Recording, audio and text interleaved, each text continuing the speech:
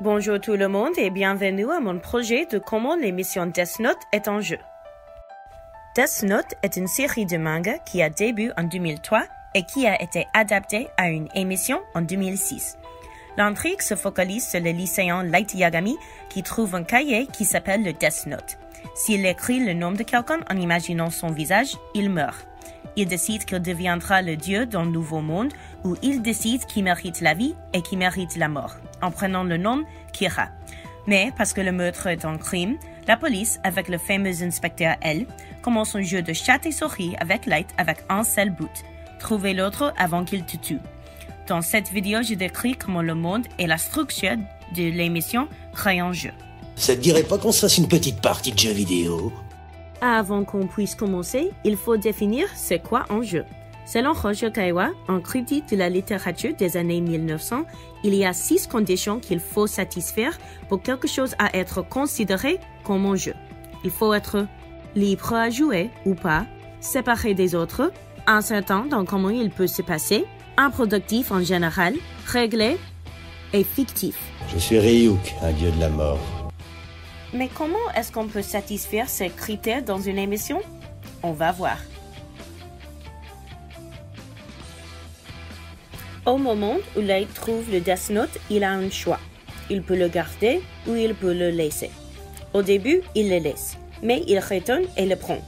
Puis, quand le propriétaire originaire, dieu de la mort Ryuk, se présente à Light, il lui dit que s'il ne le veut pas, il peut le donner à quelqu'un d'autre ou bien le lui rendre. Avant que le jeu commence, Light a le choix de ne pas jouer, mais s'il l'avait fait, il n'aurait pas d'émission. Je deviendrai le dieu de ce nouveau monde.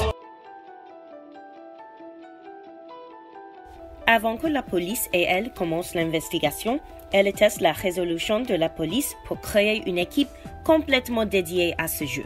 De plus, ils jouent ou bien travaillent dans leur monde seulement dans l'espace de jeu. Même Light est limité dans où il peut jouer. Pour la police, c'est au travail. Et pour Light, c'est n'importe où tant qu'il a le Death Note et bien que personne ne le voit.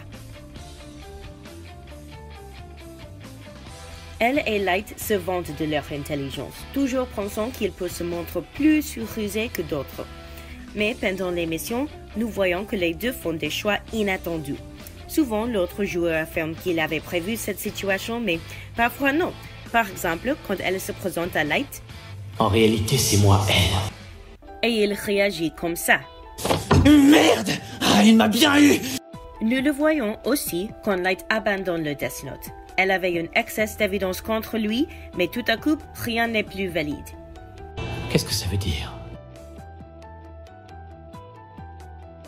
Avant que la police soit impliquée, Light n'a rien sur son chemin. Il a un seul but, devenir le dieu d'un nouveau monde. Et parce qu'il croit qu'il est impossible pour quelqu'un de se rendre compte qu'il a un pouvoir magique, il est indestructible. Mais quand il se rend compte que la police voudrait l'arrêter et que son arrestation veut dire qu'il ne peut pas devenir un dieu, il s'arrête dans ses plans pour éliminer elle. En considérant son but original, ce jeu n'est pas productif pour lui. Eh bien, regarder la télé n'est pas très productif pour nous aussi. La première chose que Light voit dans le Death Note est qu'il y a des règles très spécifiques.